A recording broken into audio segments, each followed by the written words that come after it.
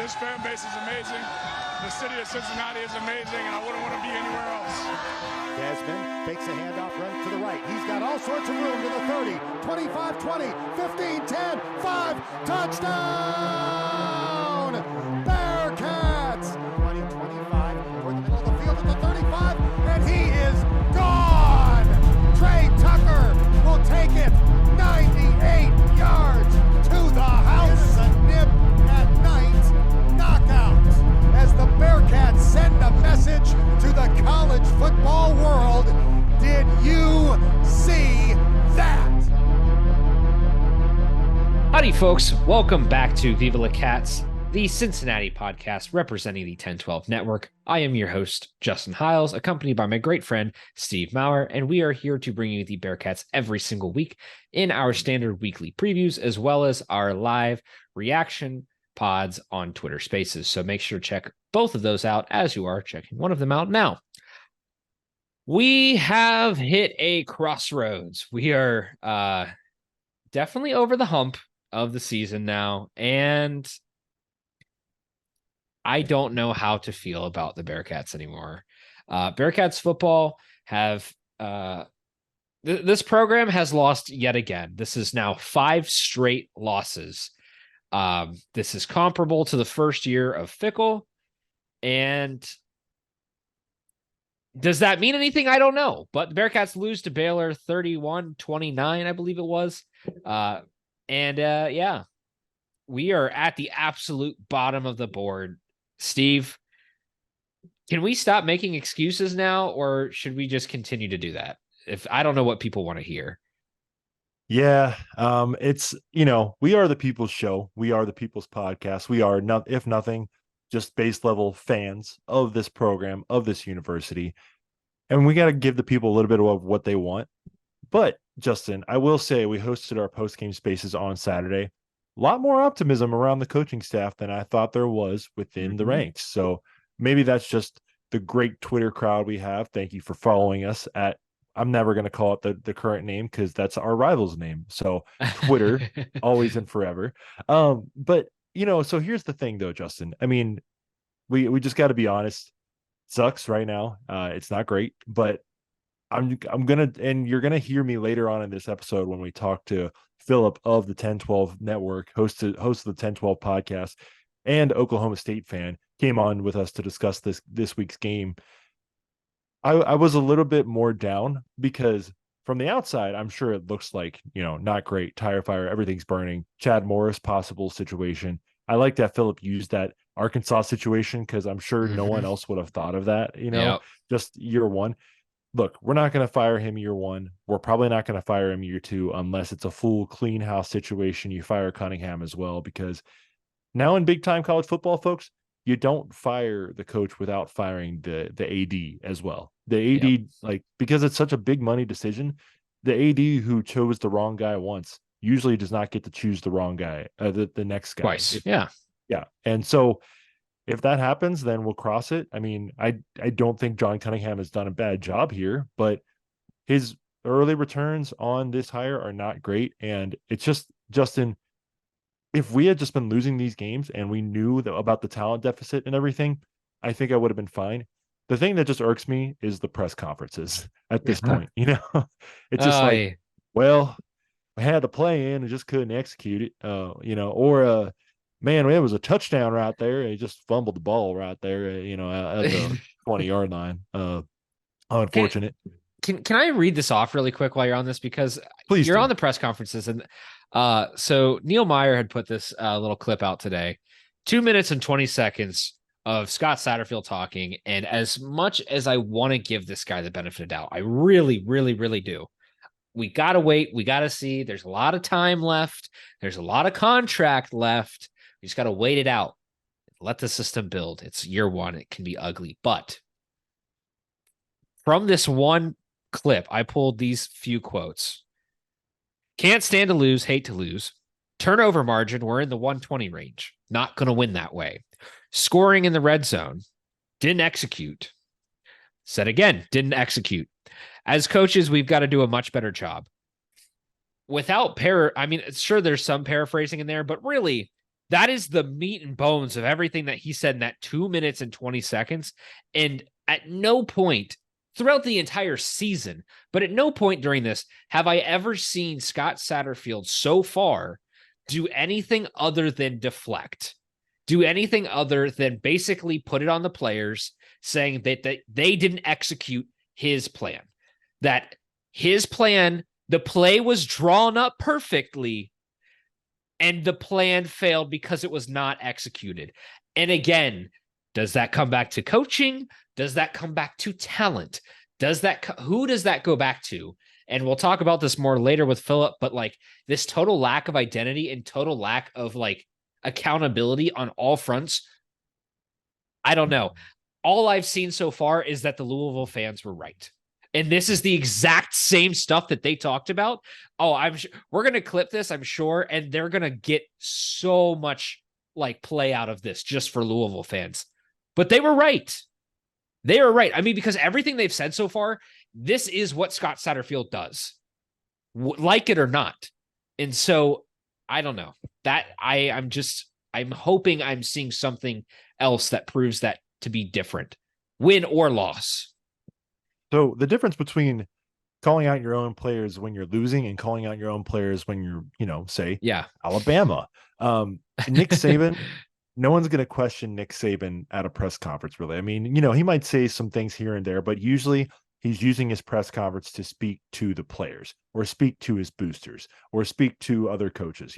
He's not really like talking to the media. He kind of just uses the media question to talk about whatever's on his mind and speak it to the general audience that he wants it to. Coach speak. It just feels like Scott is just trying to cover his butt, and be like, yeah, hey, it wasn't me. It was all those guys. It wasn't me. Yeah. And, I know it would probably be a meme at this point because obviously when you lose 5 straight games, nothing you do is going to sound good in a press conference. But I think it would be kind of funny if he just went up there and be like, it's on me to every question and just only said those 3 words, it's on me. I got to be better, because again, you're bringing up a former coach here, not great, but the guy who was here the past 5 or 6 years, he would not really put that on the players as much. He'd be like, it starts with me. I've got to be better. And he would own it in those situations. I think the only time Fickle really got ever snippy was when, I think it was after the Peach Bowl, when he got criticism for that play call, I think on that 4th down play.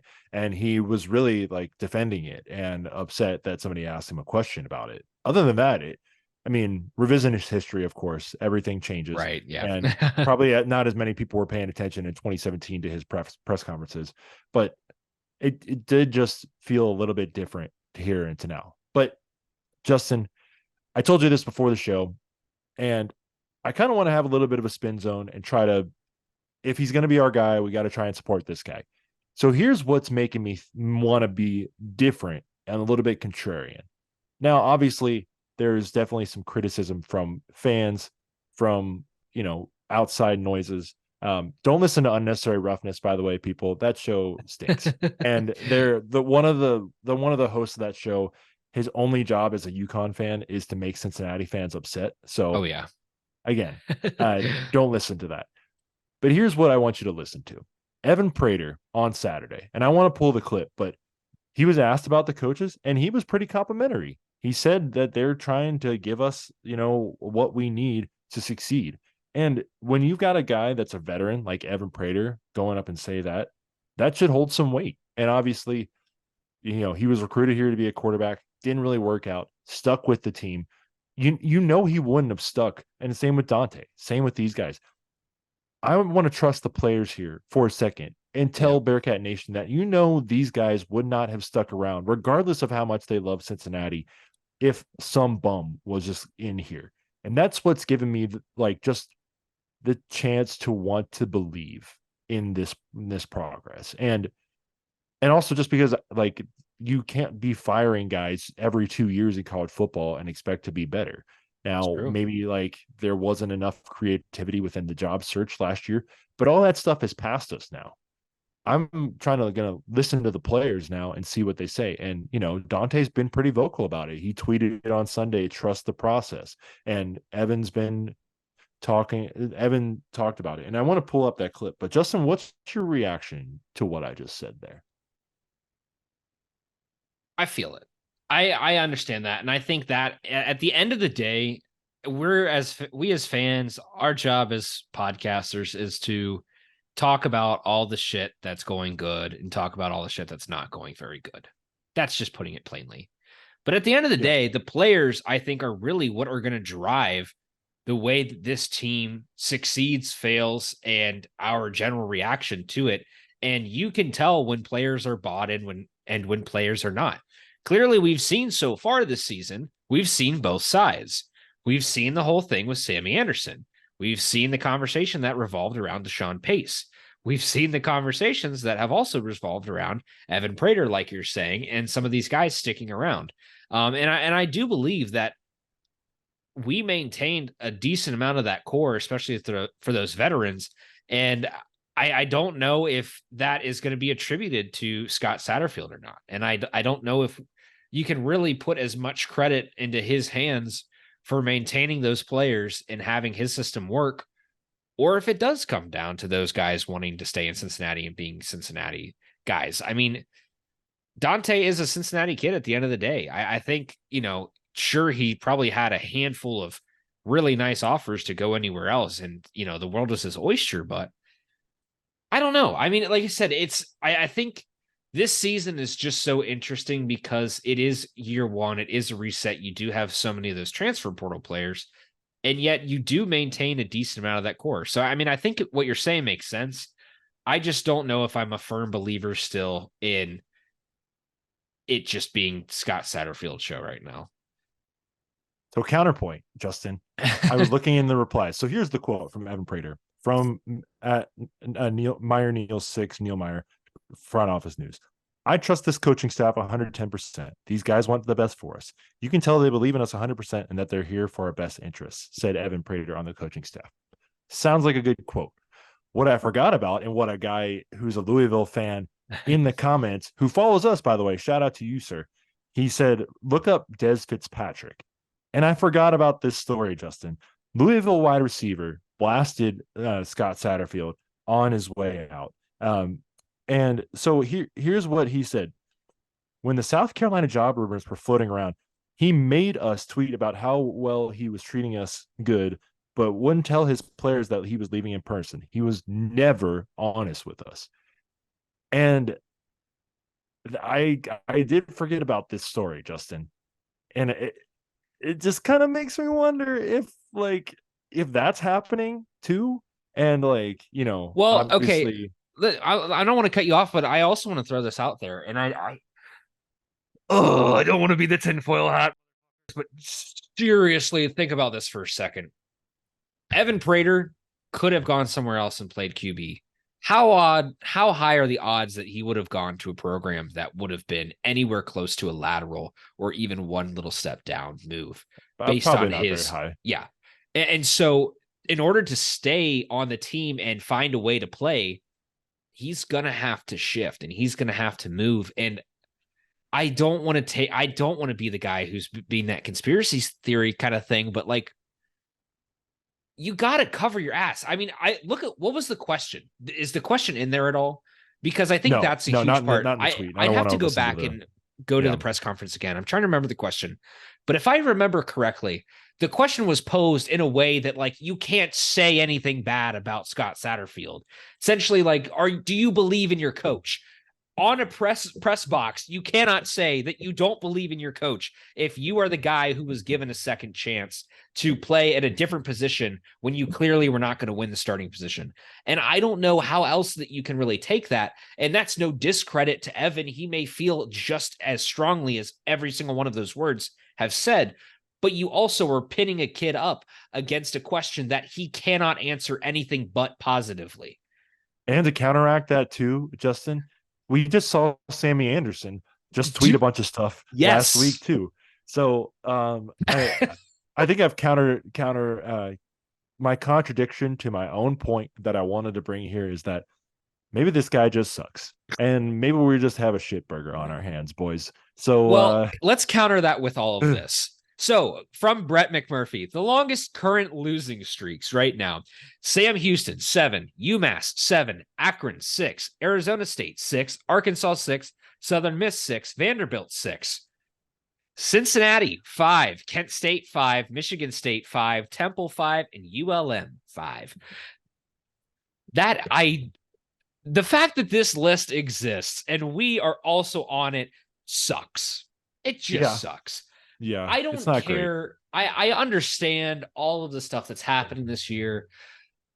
Damn, man, you can't find a single win in here. Like, I don't care what it is. Good coaches find a way to win. Good coaches in a bad situation find a way to win against a very bad Baylor team who gave you many opportunities to win that game and you didn't go and do it. I just don't know when, like, you go back and you look at this Baylor game, and I don't want to go super deep into this, but like, you go back into the Baylor game, there's 2 opportunities to take field goals, and instead you take the aggressive play and you go for 6. I like that. I like that idea, but it also bites you in the ass when you're going for 6 in the red zone and you have the worst, like, bottom 5 conversion rate in the red zone on the season. You have clearly proven that you are not good in the red zone, and yet you go for it twice in the red zone in order to try to score some points. If you have proven all season long that you cannot do this one thing and you continue to do it, Steve, what does that say about you? It says that you're crazy, because by definition, doing the same thing over and over and over again and expecting a different result is the definition of a crazy person.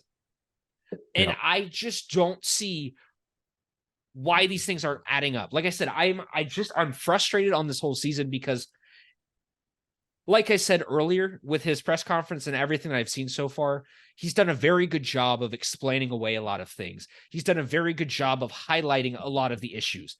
Thank you, Captain Obvious. We can all highlight these issues too. What are you doing to fix it? What specifically is your strategy to solve these problems? Because, like Deion Sanders just recently said, you can give the opponent your entire playbook. You can hand deliver it to them. You still have to go out there and make a play. You still have to go out there and win a game. And at the end of the day, we've lost 5 straight and we are not winning games. Who do you put that on? Because you cannot put it on the players every single game. This talent on this team is good enough that you should win something in this stretch.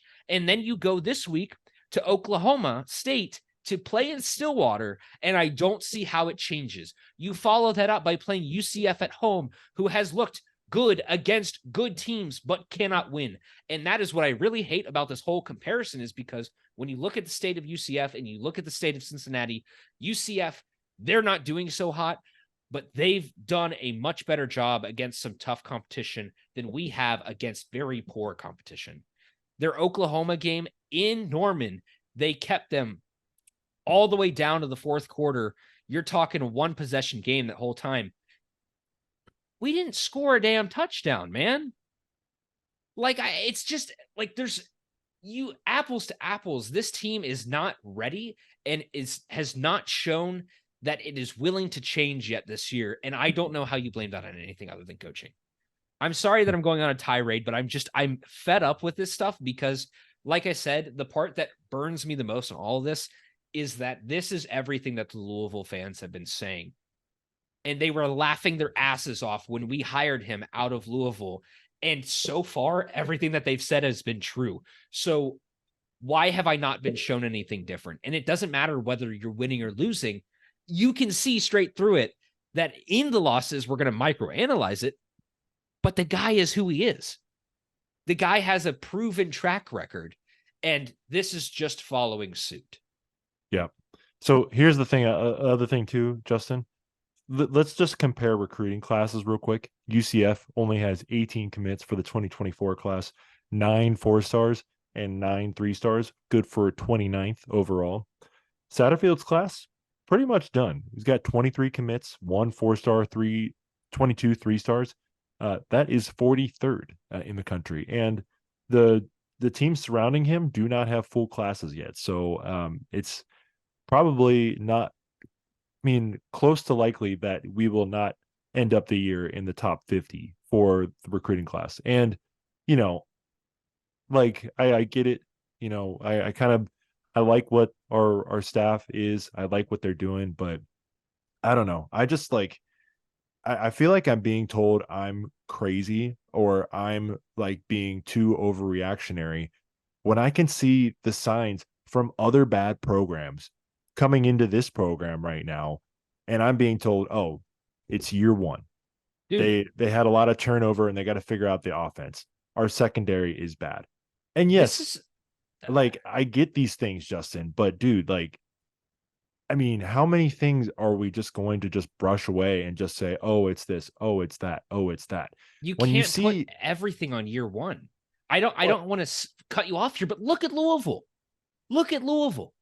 They're doing just fine without Scott Satterfield, and those are his guys. Let's What end it on happened this, there? Justin. When you see a train careening off the tracks, do you try to put the train back on track, or do you say, oh, this is why it's careening off the tracks? Here are the reasons why it shifted off course. No, get it back on track, damn it. Oh, man. Let's read some tweets, Justin. Let's read some tweets. Okay, so I pose this question because what else do we have left right now? In one singular tweet, tell us how you'd flip this Bearcats program around to winning 6 games before the end of the season. And this is not 6 more games. This is winning 6 total, making a bowl game. So we had a bunch of these. I'm going to fly through this list. We're going to fly through the tweets. All right. Sorry for being a nerd.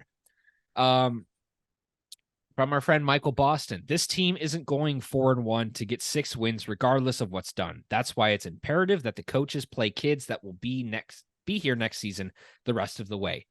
Can't agree more. You can't. It's a 3-4 rebuild. Find a quarterback. We won't win 6 games, but we need to put a different QB up there to get him some real reps. Hope for a better 2024. Sounds about right. Bring back Sauce. That would be nice. Prater to QB. Interesting. First change the defensive scheme, 4-2-5, and get Payson as the star or Mike linebacker. Next, reduce number of snaps taken in pistol formation. It's great for 360 protection, but Emory gets spooked. Give him more space from the line. Finally, utilize more play action. My God.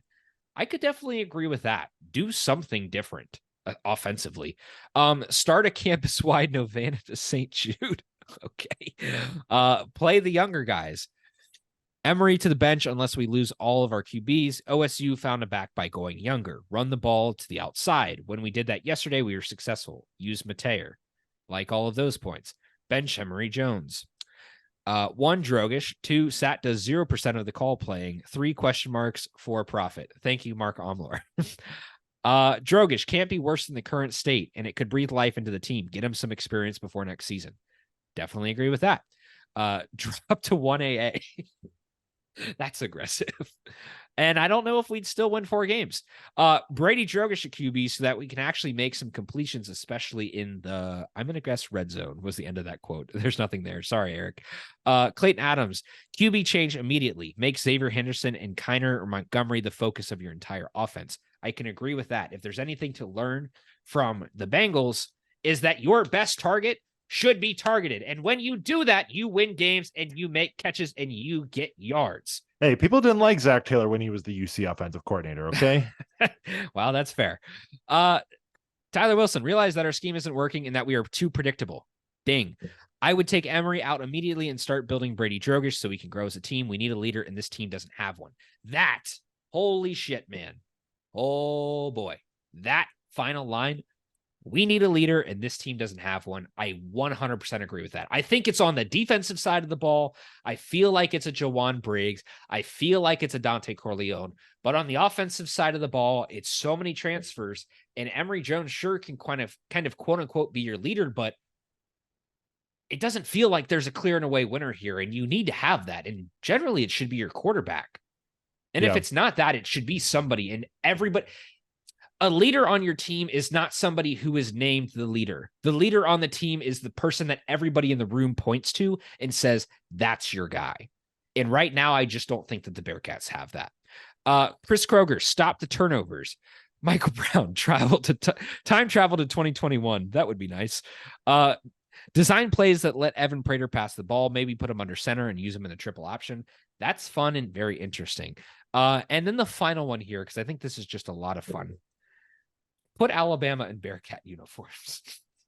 Let's trick everybody into thinking that the Bearcats are playing. We're gonna wear these new black uniforms. All right. Yeah. And now we're gonna put a C on our helmet. All right. Will Alabama be the next team to wear black when it's not in their color scheme? No.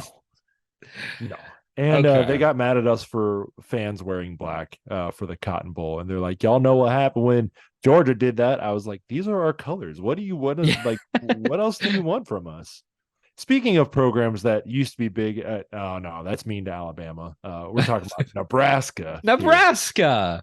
Matt Rule doing a great job. And the leftovers of Scott Frost.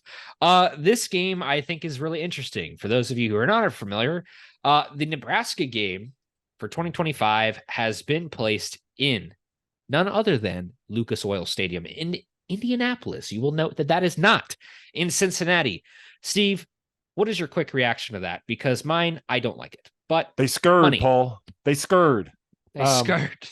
Well, I do think it is a money play, and I do think there was a chance that Nebraska could have come to Nippert, but with that game at Nebraska being canceled during the 2020 season and Nebraska still having to hold up their end, I do think that this is probably you're probably not going to get them to come back to Nippert. I mean, if they were smart and they wanted to recruit Ohio kids, maybe they would, but it's Nebraska, so they're not smart.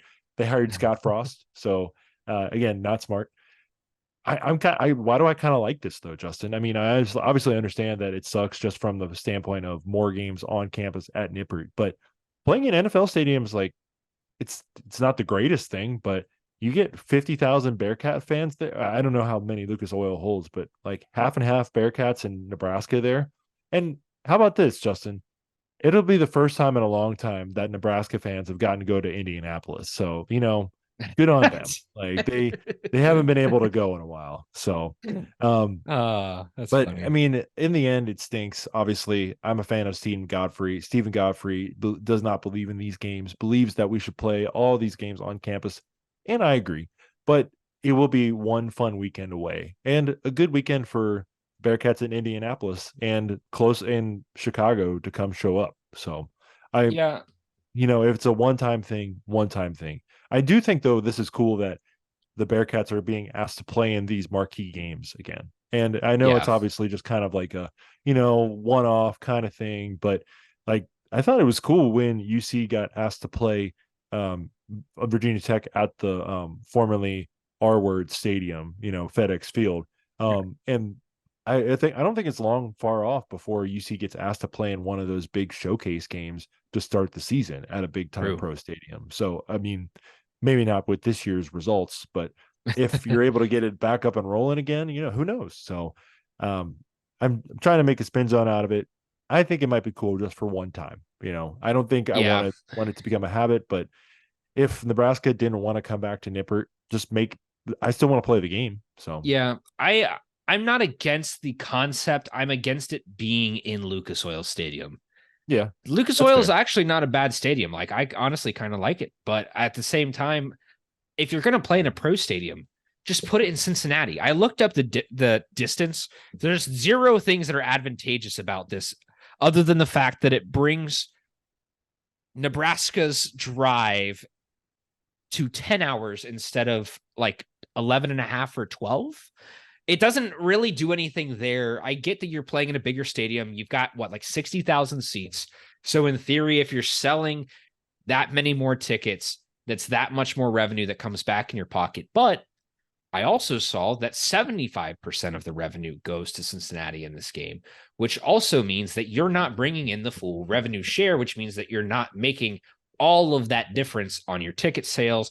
you're not building that back into your city for tourism. You're not supporting your local bars, supporting your local shops, supporting all of that local business that you could be if that game is in Cincinnati. And it's not like this is going to be a game that's going to draw 100,000 people or anything like that. But it's one of those things where you let your local people put your money back into your pocket. And I don't know. I'm not a huge fan of like going to a different city to play this. But if it was at Paul Brown, 100% on board. I don't really care. Fair enough.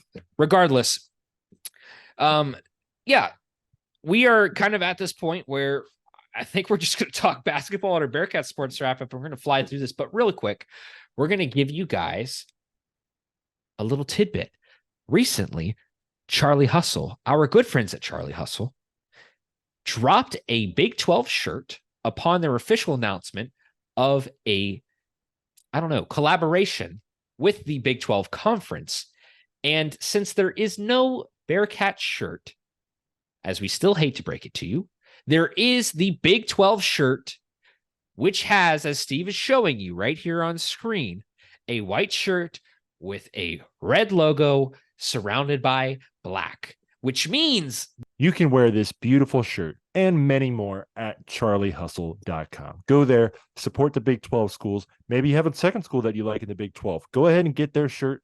Hopefully UC can come back and we'll have some UC shirts in the future. But right now, I think, Justin, you forgot to mention too, the Cincinnati skyline is in that shirt with the Big 12 logo and the Big 12 across it. So be the Rob Lowe of the Big 12. Support the Big 12.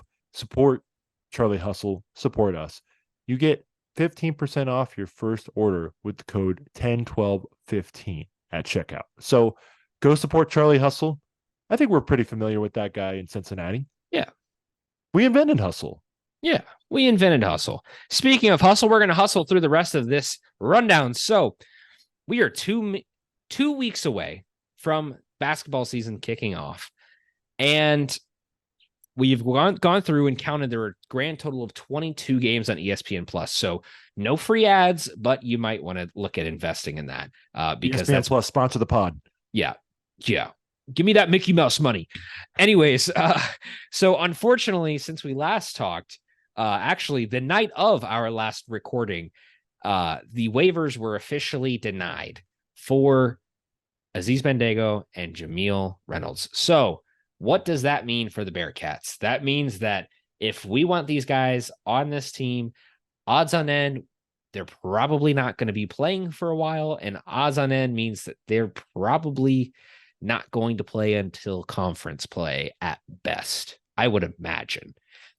So looking at how long it took for the Tez Walker situation, looking at how some of these other waivers have kind of panned out, you go through a first appeal process, sometimes a second and a third, and this is a months long process, not a month, but 1 to 2 to 3+ month long process. And for reference, Tez Walker didn't play his first game until about 2 weeks ago. And his first official denial from the NCAA, I think, came in July, like first week of July. So maybe the process can be expedited, but right now that's the situation that we're looking at.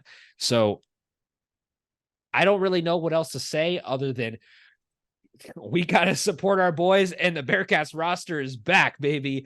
Our bigs, Odie, Vic, you got to rely on these guys, and these guys, I think there's still a lot of upside. I'm still really looking forward to seeing them getting some heavy minutes. And I think that if you can get Jameel and Aziz going to the point that once we get up to conference play and those guys are in, you only make this team better. But I think that these guys are good enough that they should be having no issues in non-conference.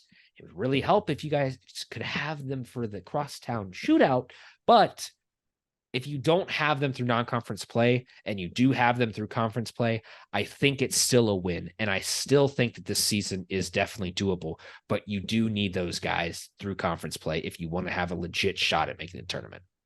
Yep. I gave my thoughts on it. I completely agree with you, Justin. Hopefully it happens, but if not, I think we already kind of knew it might be a little bit of a long year without those with those guys. So without them, you kind of know what's going to happen. And here, let me spin you this, because we've talked about this so much with Sat. If everything goes to shit this year, If the Bearcats do well in non-conference, if God forbid they can't find a way to get to break the streak, and we're looking at another 5-loss streak that we don't want to talk about, what is going to be the meter on Wes Miller going in through the start of year 3? And you get to conference play, you're expecting this thing to be kind of moving at this point. How do we start looking at this situation? What is your gauge right now, so we can come back with the receipt and see how futile our efforts in trying to support Wes were, or how just insane we looked? He's safe. Recruiting is awesome right now. He got that extension. He's safe. I wouldn't worry about that. Done it easy, done. He's safe. Just like the level he's recruiting at right now is completely different. You can't really compare him. Plus, he's got those North Carolina connections to hopefully they can like copy paste the North Carolina letters to the NCAA and just use that for Jamil and Aziz. So There you go. Bingo bango. Hopefully he's got some good lawyers on deck, which I'm sure he does. That John will help Cunningham, do your job. John Cunningham, if John Cunningham gets those guys' waivers approved before conference play, we'll talk about the Scott Satterfield thing later. Steve, we got a Bearcat sports wrap up. Why don't you give it to us in the fastest minute of your life? 3, 2, 1, go. Here we go. Shout out to 1012 Podcast Patreon for supporting our Bearcat Sports Wrap Up again at patreon.com/1012 Network. Go support the show. Soccer, the women drew at West Virginia on Monday, and they are playing this weekend in the Big 12 tournament against Baylor on Saturday. Go watch that game. Volleyball, they split at West Virginia last Thursday and Friday. They are hosting Texas Tech Wednesday, Taylor Swift night, and Houston on Sunday, Bearcats birthday. Women's golf, they are playing at the Judson at Southern Miss next Monday and Tuesday. Tennis, they won 10 singles and 2 doubles at the Ohio Valley Regional Championships this past weekend. Cross country is racing at the Big 12 Championships this weekend. Swim and dive, the men and women swept Kenyon College at their place. So shout out to the men and women. They are hosting West Virginia this weekend at the Keating Natatorium. So make that place rowdy. And baseball, they play in the Red and Black World Series this weekend and also host Miami on Saturday. So Coach Bishel, let's make it 30-2. Let's get some revenge on those Miami boys and make it a little bit more than what you had last time. So shout out to all the Bearcat sportsmen. Like I say every week, if they're in red and black, they're good with me. Go support them. They deserve it. Use that ESPN Plus subscription for more than football and basketball. Well, Steve, I think that covers everything we've got. I think we've done a very good job this season of making all that we have to say a nice snippet and package. But there are still a few more things that have to be said, not just from us, but our friend Phil, who will be covering the Oklahoma State Cowboys in our preview of this week's matchup. So be sure to stick around after this break and hear all that Phillip has to say about Oklahoma State's current state of affairs and what they look forward to this season and what he thinks of the Bearcats as an outsider's perspective looking in. So thank you guys for listening this week. We really appreciate it. Again, support the 1012 Patreon feed, support Charlie Hustle, support us in any way you can. Please follow us, subscribe, and listen to all of our shows. We really greatly appreciate it. And join us in our spaces on Twitter. Thank you guys so much. Have a great week. And we'll see how this all shakes out. Here's Phillip. He's going to love that. Hey there, folks. We have a very, very special guest today. Our favorite network pilot, Phillip. And Phillip will be representing Oklahoma State today. Of course, you can find him at the 1012 Network. And I don't know. I mean, this is an interesting point in time for both teams. But Phillip, tell the people what they need to know about you, about Oklahoma State, 1012 Network, the whole deal. I mean, we push 1012 all the time, but push some other things too. Yeah, obviously, I'm also the host of the 1012 podcast. We are the flagship show. We cover the conference as a whole. You can find it everywhere podcasts are available, including on YouTube. 1012 Network, that's the home of everything. 1012network.com, TEN, the number 12, the word network.com. You can find every show there, including our Oklahoma State show. So if you want more OSU coverage before the game kicks off, Feels Like 45 is our OSU pod. Kate and Dustin do an incredible job breaking down from an X's and O standpoint, really diving in. They're a fantastic show. So if you're just wanting more OSU before this weekend, check them out. Oklahoma State. Is it a tale of two halves at this point? The first half of the season, you have the non-conference, the 2-1 start, in which case the coaching staff decided to treat it like the NFL preseason by rotating through 3 quarterbacks and giving Michigan State running back Elijah Collins more carries than Ollie Gordon. And then you have conference play, in which we have the starter for Oklahoma State that everyone thought we would have coming into the season in former Texas Tech and Michigan quarterback Alan Bowman, and Ollie Gordon's getting all the carries, and now Ollie Gordon is tearing up the Big 12 dramatically. And so, like, at this point, I'm not gonna, how do I put this? I am holding the South Alabama loss against Oklahoma State less and less and less the further the season gets, because that game was not who this team is. And what I mean by that is, again, you were playing the backup running back more. You played all 3 quarterbacks you hadn't decided. The offense was unsettled, no rhythm, didn't have one guy behind under center trying to run things. It was anemic and stalled out and not good. And so your offense for Oklahoma State now is completely different than it was through the first 3 weeks of the season. Mm-hmm. We've continued to see it progress really since they settled on Bowman and Gordon in week 4 at Iowa State. That was a loss. And you could see just in that game alone, from beginning of the game to the end of the game, the progress in the offense, and finally being like that's what the game 1 should have been, was like, oh, this is the quarterback. We're going to get things worked out and build the rapport and build the relationships. This is going to be great. So the OSU now, and I think people, unless you're paying attention to Oklahoma State and you really know what happened with I just keep wanting to say preseason. We know what happened in the preseason.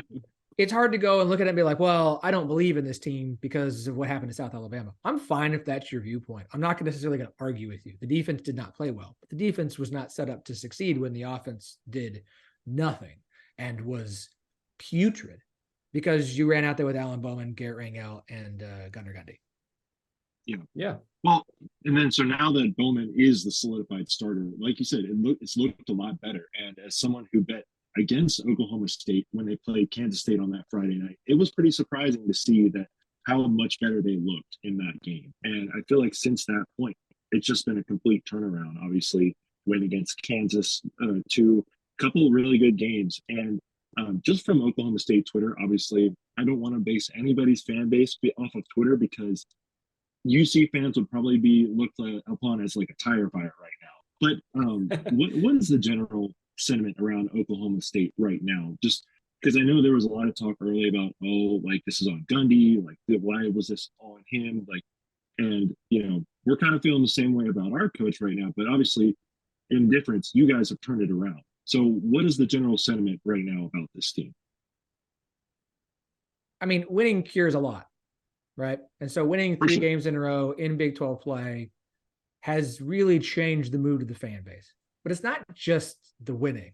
Winning has done a lot for this program, because you came from last season where the end of the season was awful, and the blame was primarily put on injuries. And there were a lot of injuries in the back half of that season, Spencer Sanders especially, that derailed last year's very nice 5-1 start, right? And it would have been 6-0 had you not. Spencer Sanders probably doesn't get hurt, and you beat TCU on the road, and yada, yada, yada. But you go into the offseason, you have a large number of prominent named players that we all know enter the transfer portal and leave. And so there's a lot of questions about the state of the program. Spencer Sanders leaves to go be a backup at Ole Miss. You lose your best linebacker to USC. You lose one of your better wide receivers at TCU. You see this exodus of talent and players and guys that you were very excited about, either because they were young and had a lot of potential, or had been prominent names in the program for a couple of years. And so you get a lot of questions about it, and you bring in Alan Bowman, and there's some transfers you're interested in, and then you have this weird start to the season. And I mean, Gundy didn't help things with comments about which one would you pick in regards to the 3 quarterbacks? And then you get the South Alabama loss. You lose 33-7 at home to South Alabama. They're 4-3. We can play South Alabama did everything in the offseason to prepare for this game, and you were disjointed and yada yada. But you couldn't figure out a quarterback. and you would turn the fan base against each other because they all had their favorite quarterback now. And so there was infighting amongst the fan base. There was anger towards Mike Gundy and the coaching staff for what was going on with the offense. Oh, you had all the offseason stuff, and now you're starting to question if all those doubts and concerns really were a problem. Oh, by the way, there's reporting coming out about Mike Gundy and what he's saying about NIL and how he's been handling it for the last year. And so at this point, like, it is tire fire, dumpster fire, like the world is burning. Is this the end of, like, is the Gundy era going to end in just, I mean, catastrophic failure? Like, is it just like, it's like watching a running back in the NFL be great. Then all of a sudden the floor drops out and suddenly they're averaging 2 yards a carry and they're old and it's time for them to go. Like is it time to take the horse out to pasture? And so you have seen a concerted effort from Oklahoma State's collective, folks with a purpose. You've seen Gundy come out and talk about its importance. You've seen the athletic department come out and talk about its importance. You've seen players coming out and talk. So obviously OSU as a athletic department got the message and said, we have to fix this. And I think fans have responded. So you see positive turn in the NIL situation with folks with the purpose and the collective. You see the team start to win more. You see Ollie Gordon turn into the player that many people were hoping he would be. Oh, by the way, you have an offensive line that's been okay at best the last few years, injury prone a lot, has gotten better and better and better. Like, we can talk about settling on Alan Bowman. We can talk about Ollie Gordon being the best running back in the Big 12 if you want. The offensive line improving every single week. And I was very much like, it's time to move off of Charlie Dickey. He's too old. He's past his prime. We've got too many years of evidence this isn't working, to saying like, okay, all right, let's see how this goes, because it is playing better. It is, knock on wood, fingers crossed, seemingly staying healthy. You're getting some injuries, but we're not dealing with in the past years of like season ending, out for 4 weeks, out for 6 weeks. Now you're down to guys 3, 6, 7, 9, and 12 on your starting offensive line. And so offensively, you're seeing the improvement you needed to see, because your defense, you switched schemes from a 4-2-5 to a 3-3-5. You brought in Brian Nardo, your third defensive coordinator in 3 years. You lost a lot of guys in the defense. There's a lot of new guys and new faces starting. You got a lot of youth. And so you knew this defense could have bright spots, and we've seen that in games. But you also knew this was a defense that was going to have down games. They were going to have setbacks. They were going to have learning curves they're going to have to work through. And so you couldn't just fall back completely on the defense like you wanted to do. The offense was going to have to carry its weight and not put everything on the defense. And that's what we've seen, frankly, the last 3 weeks, is the offense has done its part. And so I can explain the South Alabama loss now. I can kind of explain the Iowa State loss as well. You finally settled on your offense. They needed a game to get kind of things under their system. The defense had a down game, but it's because it went against an Iowa State team that suddenly decided to become a spread offense, something it hadn't done for 3 weeks.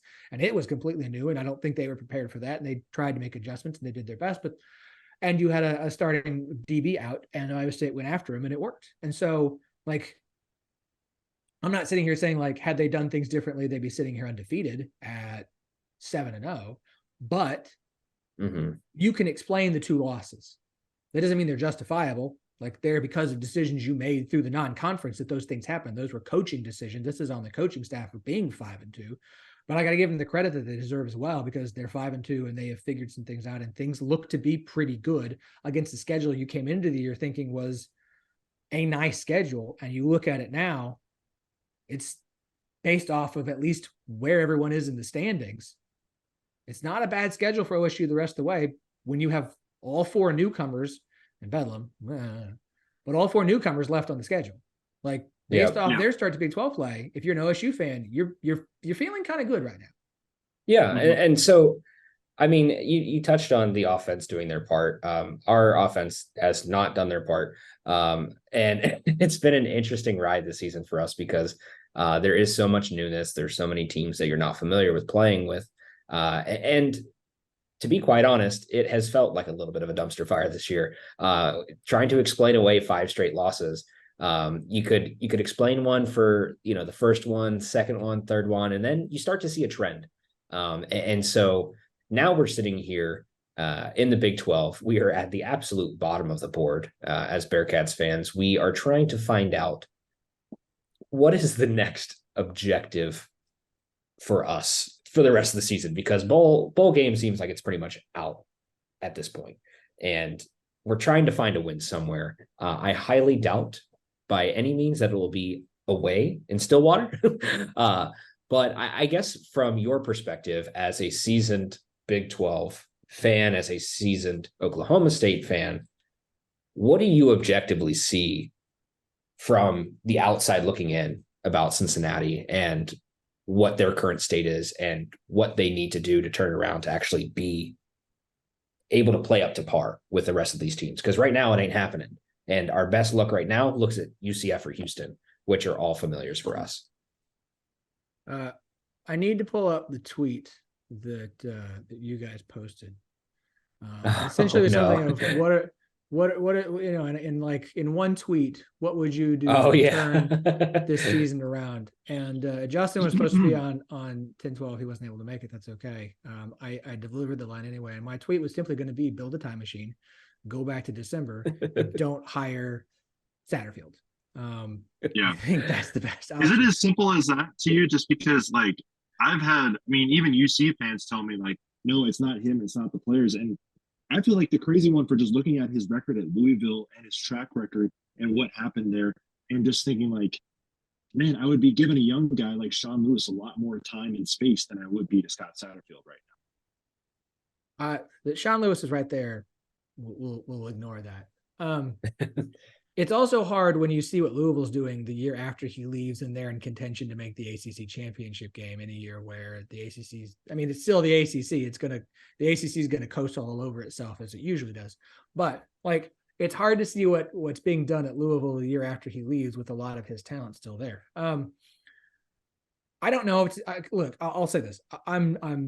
Nothing has changed my opinion about the Satterfield hire, but he's there, and unless the administration's like, oh, we got ourselves an exit clause so we can bail after 1 year.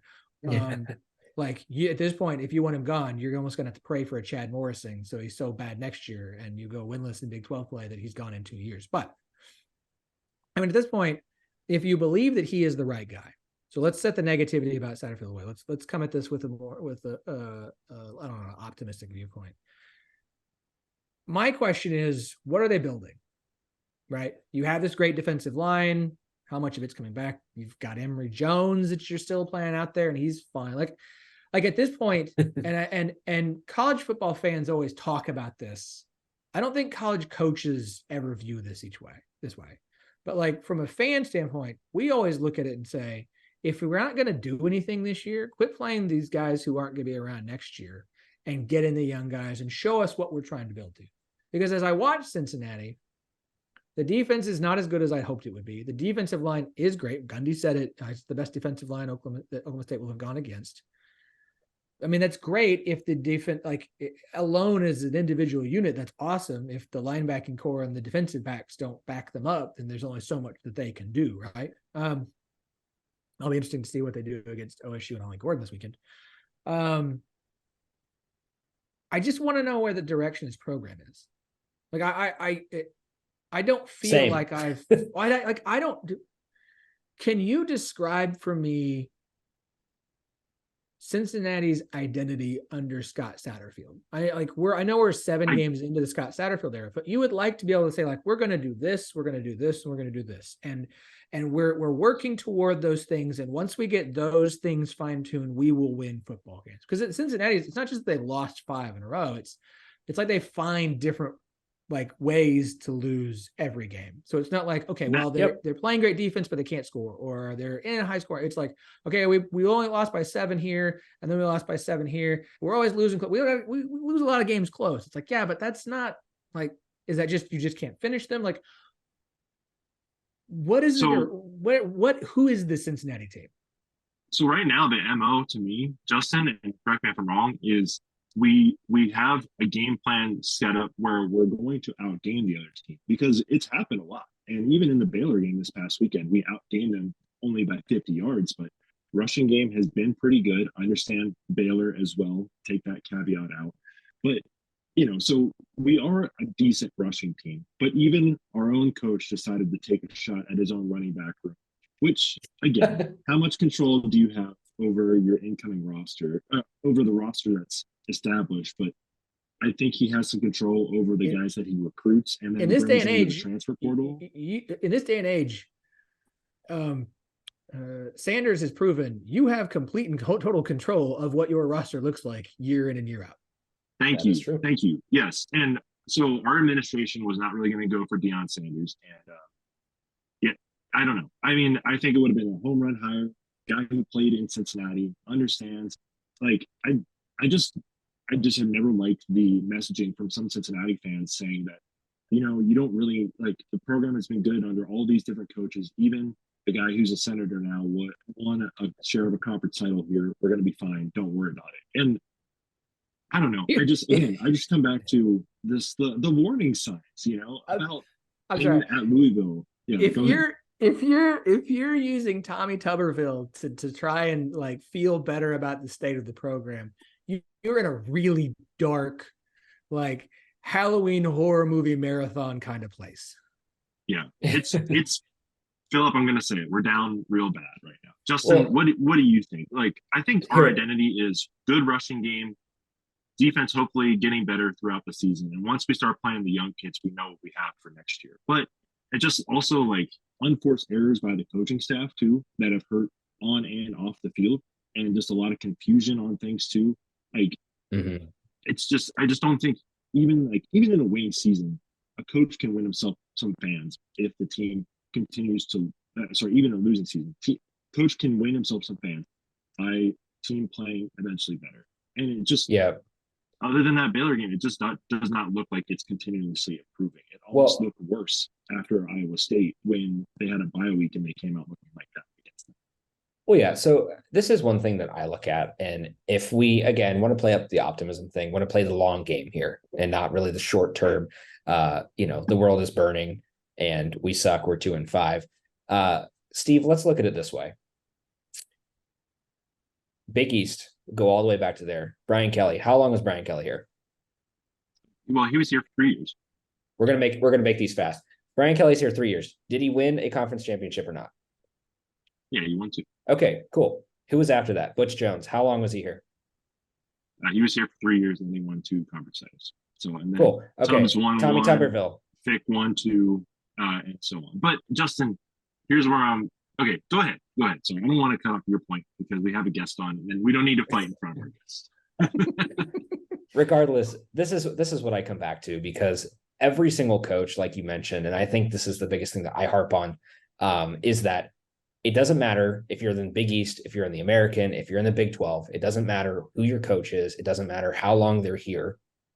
The expectation is that you will make a conference championship game. Granted, power scaling a lot different, but that expectation should never change. And so I think, again, coming back to your question, Phillip, and I've asked this many times too, and I'm still trying to figure it out.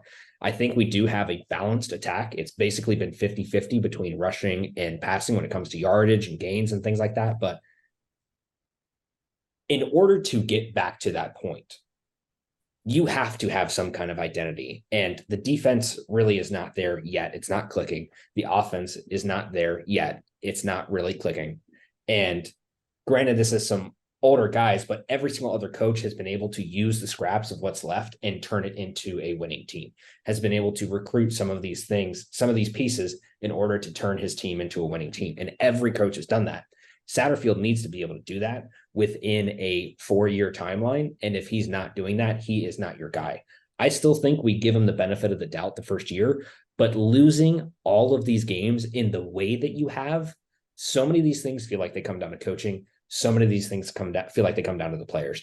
We as fans, we don't know necessarily who takes blame for what. We don't necessarily know what our angle is. And that's kind of what I think has been so jarring for everybody, is you have zero clue what's going on. Like, we really don't know what to pin it on. We don't really know how anything actually gets better from this point, other than just waiting and seeing if the system over time works. But the long game right now, I'm telling you, it sucks. And I just don't know how you get out of this when you're playing the competition that you have and other teams are going to have opportunities to get even better. I mean, Houston has a conference win right now. Come on.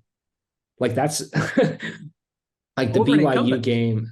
Yeah, true. And so I guess this is where, I look at is what would it feel like, Phillip, to lose to the worst team in the Big 12? How shaking, world ending would that look for an Oklahoma State fan base right now after you've had this turnaround? You beat a K-State, you beat a ranked Kansas, like you've got some good wins under your belt now and you've turned it around. What would that look like? Because I'm really curious. Would you be throwing batteries? Throwing batteries. No, like it's why I'm not going to get too high on a 3-game win streak. But I'm not going to get too low on any more losses because it's still a weird season for OSU. And look, next week's the last Bedlam for the foreseeable future. And so like, I don't ever want to blame OSU for look ahead the week before Bedlam. And I'm happy to go look up. Maybe I should go look up the record in OSU before Bedlam games. This is one of the earliest Bedlams we've ever had coming in, the end of October, but like it's homecoming. So I don't see a look ahead, and it's going to be a packed house. And after you've got this turnaround, if you turn around and lose to a team that's lost 5 in a row at home on homecoming, it's not going to play well. I think the fan base at Oklahoma State, they're all good right now because things feel positive, and it's not just about winning, but things feel positive. I think it's still on the edge there of like, it could go back to bad real quick. They could turn very quickly. Because like, I do think there is a lot of underlying concern and frustration and about kind of every time fans start to have expectations about where the state of the program is, it tends to fall off quickly after 2012, after 2011, 2022, after 2021. Like, so for OSU and Gundy, the question at this point is, what's his third act, right? Like, great coaches have multiple acts to their play. You can have a good run. Can you do it again? Gundy had the run leading up to 2011. Gundy had, I mean, I guess you could say it was still part of the same run when you win 10 games in 3 years in a row, and that had never happened at Oklahoma State before. Then you have the 2021, but it was still the same thing. Then you go on the defensive run because of Jim Knowles and win a title when your offense isn't any good, but your defense is top 5 in the country in all like advanced metrics. And so now it's kind of a, what's your third run? Knowles is gone. You're changing defensive schemes. You still got the same offensive coordinator. You feel still like it's a bit of a transition year because you've brought in a transfer while you've got these young guys waiting in the wings with Garrett Rangel and Zane Flores behind him and Gundy's son. And so like, it would not go, I don't think it would go well. Now, all sins are forgiven if he finds a way to win Bedlam next week, but I don't even want to say that out loud because then people are going to think I think that's going to happen. I'll say this for Cincinnati. If you want to have real optimism and hope that things could turn around, one, you need a win somewhere on the schedule, whether it's UC this weekend, UCF at home, Houston on the road, West Virginia on the road, Kansas somehow. You want to stop the bleeding. I'll remind everybody, Butch Jones' first year was 4-8. Luke Fickell's first year was 4-8. Now they quickly turned around the next year and won double-digit games. That was in significantly inferior conferences. Yes, AAC inferior conferences to the Big 12. So I'm not going to sit here and tell you should suddenly expect to go 10-2 next year. However, some of the best coaches who've come through here have had bad year ones. And so your hope at this point is just, can you stop the bleeding enough to make us maybe feel a little bit better? Maybe stop playing Emory Jones, especially if he's not going to be back next year. And let's start Ben Bryant, if I remember correctly. I'm trying to remember if I remember the name. Ben Bryant's actually at Northwestern now. We're looking at the hot rookie, the hot freshman? Brady Drogish. Brady what? Drogish. Okay, so let's maybe we start him. Maybe it's a flash of life, right? And I think that's what Satterfield's going to do. Either that, or you've got to bring in a recruiting class that makes everybody calm down. Like, you're going to have to find something to bandage the wounds that have occurred. It's tough. It's tough coming it's a really tough spot for Cincinnati to make the move without Luke Fickell. Whatever indication we've heard is that basically he was never going to come to the Big 12. He didn't want to come to the Big 12. That's not what he wanted to be. That's fine. Sucks for him. I don't know. Big Ten money sounds real good. That's fair. Look, I would never want to be the head coach at the University of South Carolina or Vanderbilt, but I'm going to make SEC money, so I'll go ahead and take it on the chin for 3 years and then leave with a bag. It's been a tough spot for Cincinnati. But if you want to feel any better about it, I know it's hard to look at how others doing. UCF doesn't have a Big 12 win. And they've blown 2 big opportunities. They've blown 2 fourth quarter leads. Houston, yes. They got the weird win over West Virginia. They have a win. And they can hold that over you. And BYU's doing well, but UCF was the one everyone was excited about. That's the UCF Cincinnati. I know it's not a rivalry, but the rivalry. It's a rivalry at this point. It's a rivalry without a name. It just doesn't have a name. Yeah. It's not until someone makes some stupid trophy. Look, we were both good in the ACC and we in the AAC and we suck in the Big 12 trophy. We suck now bowl. Look, we got UCF West Virginia. We're calling the Shine Bowl, Moonshine versus Sunshine, which is goal. That's good. If you're Cincinnati fans and you're holding out hope, because obviously they're not going to fire him. The AD is not going to give him 1 year and be done. And he's probably going to get more than 2 unless literally it's a Chad Morris thing and next year's just so god awful that you have to do it. You're going to lose you're just it's going to be awful. You just stop the bleeding, get a win or 2. And I think at this point I know you Cincinnati fans, it's bad enough. Get a win. Get a win. Get a Big 12 win. If he goes winless in Big 12 play,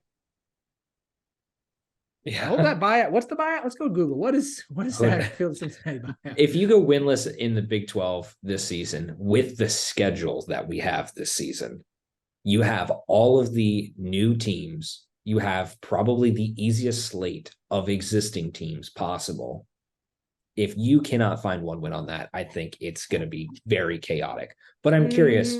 I wouldn't say the easiest. You got Oklahoma. You had Oklahoma. Iowa State looks like they figured things out. You've got a resurgent OSU on the road, and Kansas. You get Kansas to end the season, and that's fair. Okay, if you were talking about this at the beginning of the season, when you look at not dodging Kansas State, dodging Texas, it was an easier schedule. It was an easier schedule. Yes. Yeah. Maybe it has changed throughout the season, but I do have swap Iowa State for Baylor for who's good and who's bad. I have this question for you here too, Phillip, and this will be one of our last ones. But Bearcats, Oklahoma State, we both have 5 games left on the schedule this year. So in that stretch for each team, tell me what you think each one of those teams, how many wins is each one of those gonna nab? Bearcats, then Oklahoma State. Put them on the spot here.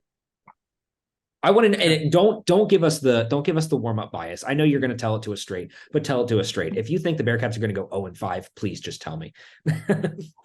I don't. It's still shocking they lost to Baylor, but Baylor came out and was very pass heavy, which is not what they had been through most of the season. They tend to be a more run heavy offense. They knew they weren't going to be as successful, and so they became more pass heavy, and it worked against Cincinnati. They came in with a game plan and it worked. They're not going to go wins. I don't think so. I'm not going to trust Dana Houston. Dana Houston. I'm not going to trust Dana Houston. I know it's on the road. It'd probably be a win. You get UCF at home. There's a shot there. I have no idea what to expect from West Virginia at this point. 1-4. Fair enough. And I'll call. I don't even since West Virginia fans won't listen to this. I'll call West Virginia 50-50 on the road. That's one of West Virginia or UCF, but I'm 1-4. They've got to get a win. Let me ask you this before I say OSU. I know we got to get it here. What would be more egregious, the loss to Miami of Ohio or going winless in Big 12 play? Still Miami, Ohio, just because we always have the better talent than them. We should never lose that game. And Phillip, we've created a jar on our show for every time I bring up the Miami game. And it's a donation to Cincy Reigns. So we're trying to help out our NL here by my just utter frustration with that loss. So I'll send you $1 because that one was my fault. No. And I still think, I mean, 0-9 in Big 12, because that's way more important. That would hurt a lot more, and it would show how unprepared we really were for this show. For OSU, look, I would love to say 4-1 when you have Cincinnati, Houston, UCF, and BYU on the schedule, and then you're going to lose to Oklahoma. Chalk Oklahoma's loss. The road game at UCF, the space game. Like I'm gonna say, I know, but I'm gonna say 3-2. I'm not gonna go 4-1. I'm sure as hell not going 5-0. I'm gonna say 3-2. I think they played really well. I think they're gonna play really well at home. Like I'm not worried about Cincinnati this weekend all that much. I do think it will be a closer game. Look, Cincinnati will probably outgain OSU. Cincinnati does a really good job of outgaining everybody, but not actually outscoring them. And then I'll probably pick OSU to win BYU unless that game gets weird, because BYU only wins weird games this year. They should go to Houston and win. I know you're all like, no, about UCF, but I'm like, they're better than their record indicates. The way they have blown Oklahoma and the way they blew the game to Baylor is very, like, blowing the game to Oklahoma, it's in Norman, whatever. That Baylor game is a weird fluky nonsense. I will say Oklahoma State goes 3-2 the rest of the way to finish 8-4. Fair enough. Steve, you have any closing comments here? We got 90 seconds. Hope you enjoy hope you enjoy Skyline this week. So I'm looking forward to hearing your reaction.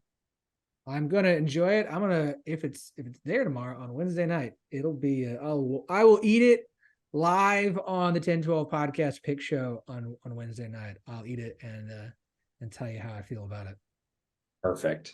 All right. Well, Phillip, thank you so much for joining us this week. I'm amazed that it's taken us this long with how long our partnership has been together to get you on the show, but we're glad to have you, and we'll be happy to have you back. Once basketball season comes around too. We'll be trying to get some more of our other Big 12 friends on here too. So with that said, again, thanks, Phillip, for joining us. We look forward to this week's game. We really actually don't look forward to this week's game, but I'm sure you're looking forward to this week's game. So take it easy.